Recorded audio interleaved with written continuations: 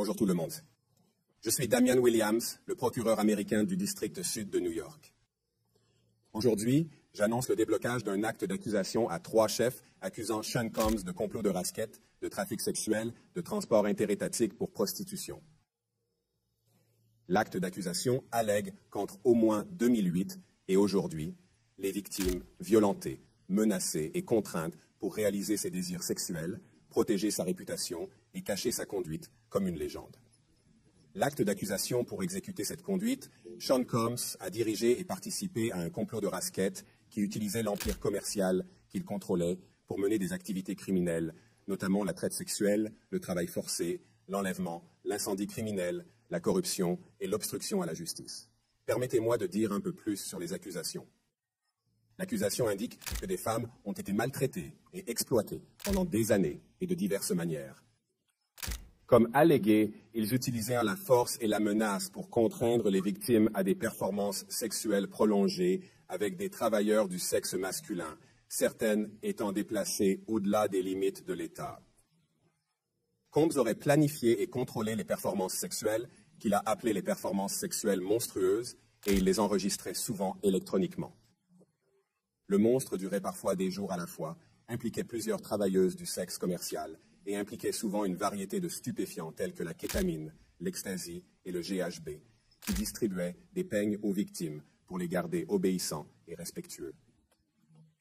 Comme prétendu, quand les peignes ne sont pas à son chemin, il a été violent et il a soumis les victimes à des abus physiques, émotionnels et verbaux afin qu'elles participent au monstre et que les peignes frappent, coupent par des objets et traînent les victimes, parfois par leurs cheveux. Une fois en mars 2016, cette conduite a été capturée par vidéo et rapportée par les médias. Plus précisément, des peignes ont coupé, traîné et jeté un vase sur une victime dans un hôtel en Los Angeles alors que la victime tentait de s'enfuir. Comme prétendu, ces agressions ont souvent entraîné des blessures aux victimes qui ont pris des jours ou des semaines pour guérir. En plus de la violence, l'acte d'accusation allègue que les peignes ont menacé et contraint les victimes à les faire participer aux fouilles. Il a utilisé les enregistrements embarrassants et sensibles qu'il avait fait des monstres comme garantie contre les victimes.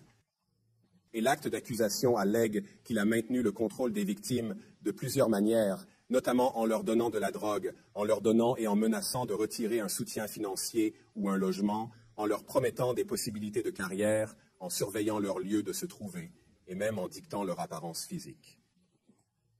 À cause de cela, l'accusation affirme que les victimes ne croyaient pas pouvoir refuser, sans risquer leur sécurité ou subir d'autres abus. L'acte d'accusation allègue également d'autres actes de violence commis par des peignes et d'autres, notamment la violence contre des témoins de ses abus, de son enlèvement et de ses incendies incendiaires. L'acte d'accusation allègue que, à plus d'une fois, les peignes ont porté ou agité des armes à feu pour intimider et menacer les victimes et les témoins. Maintenant, les peignes ne font pas tout cela tout seuls. Comme je l'ai mentionné, Combs a été accusé de complot de RICO. Il a utilisé son entreprise et ses employés et d'autres associés proches pour faire son chemin. Ces personnes auraient compris des superviseurs de haut rang dans l'entreprise, des assistances personnelles, du personnel de sécurité et du personnel domestique. L'acte d'accusation allègue que ces personnes ont facilité les Fanewa. Ils réservaient des chambres d'hôtel et les remplissaient de fournitures, y compris des médicaments, de l'huile pour bébé, du lubrifiant, des draps supplémentaires et de l'éclairage. Lorsque les chambres étaient endommagées, ils aidaient à nettoyer. Ils ont organisé que les victimes et les travailleuses du sexe commercial voyageaient pour le monstre, et ils ont livré de grandes quantités d'argent aux peignes pour payer les travailleuses du sexe commercial. L'accusation indique aussi qu'ils cherchaient à couvrir leurs crimes. Lors de l'incident de mars 2016 à l'hôtel de la ville que j'ai mentionné plus tôt, un membre du personnel de sécurité de l'hôtel a intervenu et Combs a tenté de pot de vin le membre du personnel avec une pile d'argent pour s'assurer que ce qui s'est passé était gardé au silence. Comme l'allègue l'acte d'accusation, à la fin de 2023, après avoir fait des allégations publiques sur des crimes de peignes, lui et d'autres ont fait pression sur les témoins et les victimes pour rester silencieux, notamment en appelant les témoins et les victimes et leur donnant un faux récit de ce qu'ils avaient vécu. Et, comme prétendu, les peignes utilisent d'autres pour aider à dissimuler ces abus en surveillant et en empêchant les victimes de quitter un lieu afin de dissimuler leurs blessures ou en trouvant et en communiquant avec une victime qui avait tenté de fuir. Cela fait partie de cette enquête. En mars de cette année, des agents spéciaux de HSI ont exécuté des mandats de perquisition dans les résidences de Combs à Miami et Los Angeles. Ils ont également exécuté un mandat pour les appareils électroniques de Peigne. Lors de ces perquisitions, les agents ont saisi des preuves des crimes inculpés dans le présent acte d'accusation. Ils ont saisi des armes à feu et des munitions, dont 3 armes de 5 ans et un magasin à tambour de grande capacité. Ils ont également saisi des preuves des monstres, des appareils électroniques contenant des images et des vidéos des monstres avec plusieurs victimes. Et ils ont saisi des cas des genres de lubrifiants personnels et d'huile pour bébés qui peignent un personnel auraient servi de stocker les chambres d'hôtel pour les monstrueux. Plus de 1000 bouteilles au total. Voici quelques articles que nous avons récupérés lors des recherches.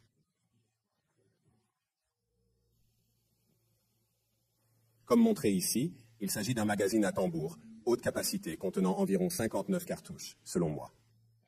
J'ai également mentionné que vous avez récupéré 3 ou 15. Il s'agit d'une prise de gros plan de l'un des Harkins, et vous pouvez voir ici que le numéro de série a été complètement décomposé. Voici une autre photo montrant plus de munitions ainsi que des parties de 2 Harkins ici présentes. Maintenant, je veux être clair sur 2 choses. Premièrement, ce bureau est déterminé à enquêter et à poursuivre quiconque s'engage dans la traite sexuelle, peu importe à quel point vous êtes puissant, riche ou célèbre. Personne ne devrait douter de notre engagement à ce sujet.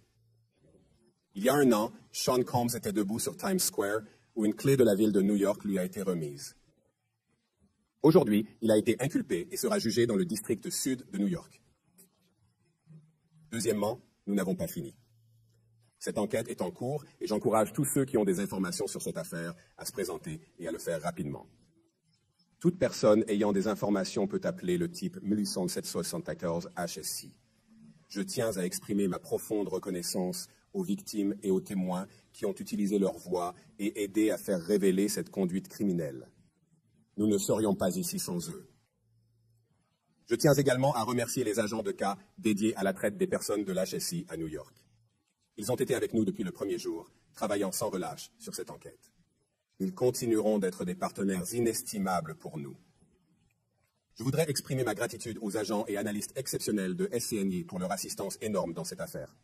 Je suis extrêmement reconnaissant pour leur dévouement continu.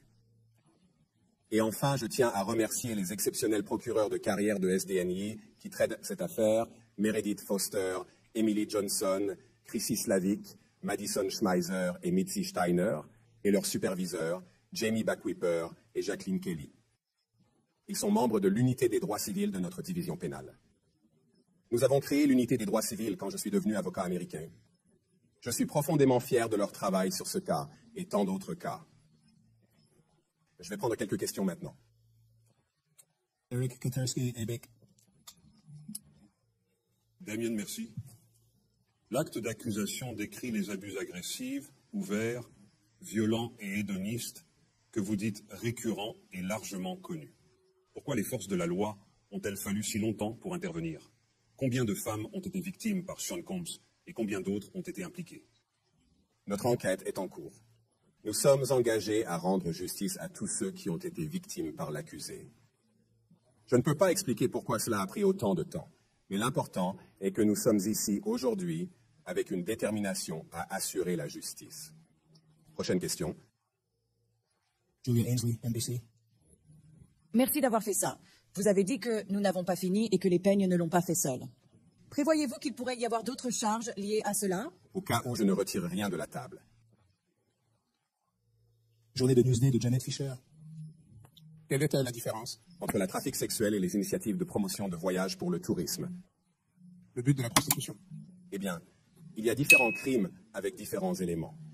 Je ne pense pas que nous devrions entrer dans les débats juridiques en ce moment, mais la traite sexuelle, nous pensons que ce sont tous des infractions graves, mais la traite sexuelle comporte des sanctions importantes. Et nous sommes satisfaits d'avoir pu porter cette accusation, une coercition plus que l'autre. Je ne pourrais pas y entrer, mais tu peux le rechercher. Et oui, la traite sexuelle, surtout lorsque la force ou la coercition est un crime très grave et comporte des sanctions importantes. Bonjour. Cher Miles, ABC7 New York. Merci pour cette conférence de presse et pour les détails des questions. En tenant compte de cet acte d'accusation et des informations présentées au grand jury, pourriez-vous clarifier le nombre exact de victimes? Il était mentionné le pluriel et l'acte d'accusation, mais pouvez-vous préciser le nombre de victimes uniquement pour cet acte d'accusation particulier? Et deuxièmement, pouvez-vous fournir des détails sur l'incendie criminel présumé? Malheureusement, je ne suis pas en mesure de fournir le nombre de victimes. T'as raison là. Nous sommes intentionnellement en disant multiples. Les détails de l'incident d'incendie se limitent à ce que nous avons dans l'acte d'accusation et aussi à la lettre de détention que nous avons déposée, qui contient plus de détails que l'acte d'accusation à divers moments. Mais nous n'avons rien de plus au-delà de cette question. Lynn Tran, CNN. Est-ce que quelqu'un de ses complices ou associés soit soumis à une enquête? Et pourrait-il faire face à d'autres accusations? Donc l'enquête est en cours. Cela signifie à la fois pour lui et pour quiconque autre qui, nous croyons, a commis le crime avec lui ensuite. Question, JP. Bonjour, à partir de 10 sur 10 victoires. Quelques indications indiquant que certaines des femmes ou victimes ici étaient emprisonnées dans ces résidences et qu'il avait des endroits où il les gardait et qu'on ne leur avait pas permis de partir. Et aussi, il est inculpé ici, même s'il y a eu des fouilles et des raids à la Miami. Pourquoi à New York? Eh bien, je suis manifestement partial. En tant que procureur américain du district sud de New York, je pense que nous avons un cas exemplaire pour traiter certains des crimes sexuels les plus importants, vastes, complexes et difficiles. Traite des êtres humains, exploitation de la main-d'œuvre, vous nommez, le district sud de New York peut le faire. Et nous en sommes extrêmement fiers. L'étendue et la complexité de cette enquête ne sont pas des éléments que nous évitons, mais que nous accueillons et continuerons à embrasser. Posez votre question sur s'il a emprisonné quelqu'un. Tout ce que je peux dire, c'est que, vous savez, j'ai mentionné l'incident de mars 2016 où une vidéo montrait une victime tentant de fuir avec une violence impliquée dans un hôtel. Matthew Lee, presse du centre-ville. Merci beaucoup. Votre bureau prévoit-il de demander une détention prolongée ou arrivez-vous à un accord de projet de loi? Si oui, pourriez-vous en dire plus? Le cas de R. Kelly dans Ethnie en termes d'éléments. Merci. Nous allons donc demander la détention. Nous avons déposé une lettre exposant nos raisons de demander la détention provisoire. Je ne peux pas aller au-delà de ce qui figure dans la lettre, mais tout le raisonnement et la loi y sont inclus. Il y a une présomption de détention dans un cas comme celui-ci, et nous pensons que cela est justifié. John Ennis, Nouvelle quotidienne de New York. Merci. J'espérais obtenir plus de détails sur les fouilles de sa résidence, les armes à feu, les boîtes de lubrifiant et les vidéos. Où ont-elles été trouvées dans sa résidence? Sont-ils tous dispersés dans les maisons à un seul endroit? Je voulais donc juste mieux comprendre comment ces trucs ont été trouvés. Eh bien, écoute, je pense que certains des détails que vous recherchez figurent dans la lettre de détention. Donc, par exemple, certains des AR-15, 2 des 3 AR-15, ont été trouvés dans le placard de sa chambre à Miami, divisés en parties avec des magazines chargés de munitions. Donc, certains de ces détails figurent dans la lettre de détention. Je ne pourrais pas entrer là où les autres articles étaient stockés. Bangkok Post. Merci beaucoup d'avoir fait cela. Votre bureau était le bureau qui avait poursuivi Jeffrey Epstein avant qu'il ne mourra en détention. Je n'ai pas encore lu votre mémorandum de détention. C'est la première chose que je vais faire après que ça se termine. Mais est-ce que le mémo adresse ou que votre bureau s'intéresse à la sécurité des peignes en détention compte tenu de ce qui s'est passé avec Epstein? Nous nous intéressons donc à la sécurité de quiconque. Chaque fois qu'il est détenu avant le procès fait partie de nos obligations de garantir la sécurité des personnes et de notre système de justice pénale.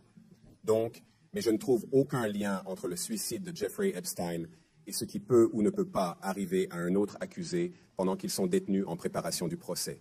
Et bien sûr, la décision de détenir l'accusé sera de la part d'un juge. Nous pensons que la détention provisoire est justifiée selon la loi et les faits de cette affaire. Et je vais en rester là. Certains des procureurs de cette affaire sont-ils certains des mêmes procureurs qui avaient traité cette affaire ou qui ont travaillé sur l'affaire Maxwell? Donc je ne vais pas entrer dans le personnel. Je dirais que cette équipe, ce groupe de l'OSA, ce groupe incroyable, travaille sur cette affaire 24 heures sur 24 et ils ont les mains pleines. Prochaine question. Gus Rosendale, NBC News. Monsieur Combs, l'avocate a déclaré que son client avait coopéré avec les enquêteurs ce matin. Avez-vous une réaction? Laissez-moi juste dire ça. Je pense que, en général, et avec de plus en plus fréquence, le mot coopérative ou coopérative a pris une élasticité énorme. Et il n'a plus vraiment aucune relation avec ce que signifie le mot lorsque nous l'utilisons dans un contexte très spécifique. Donc, répondre à des processus légaux et similaires ne tient pas compte de coopération lorsque nous utilisons ce terme ici. Mike Cesar MP. Grâce à cette fin, a-t-il eu une discussion sur la rendue de Mr. Combs? Je comprends qu'il a été détenu dans un hôtel de Manhattan hier soir, et peut-être que ce n'était pas le plan. Pouvez-vous expliquer comment cela s'est produit et pourquoi c'est le cas? Je ne suis pas. Sera en mesure d'entrer dans tout type de détails opérationnels quant à la façon dont il a été pris en détention et quand il est en détention en ce moment. Il comparaîtra devant le tribunal plus tard aujourd'hui. A-t-il été question de sa reddition étant donné qu'il prétende qu'il coopère? Je ne pourrai pas entrer dans les tactiques ou les opérations de l'application des lois.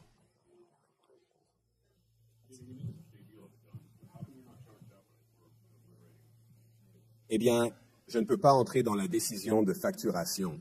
Il est très significatif pour nous que des armes soient possédées, comme nous l'alléguons dans l'acte d'accusation. Vous savez, une partie de la raison pour laquelle cette conduite était si répandue et nocive était parce que les victimes et d'autres ne se sentaient pas nécessairement à l'aise de lui refuser ses souhaits, comme nous l'alléguons, à cause de la présence d'armes à feu. Je devrais le laisser là. Merci. Dernière question, Jacob Chamison.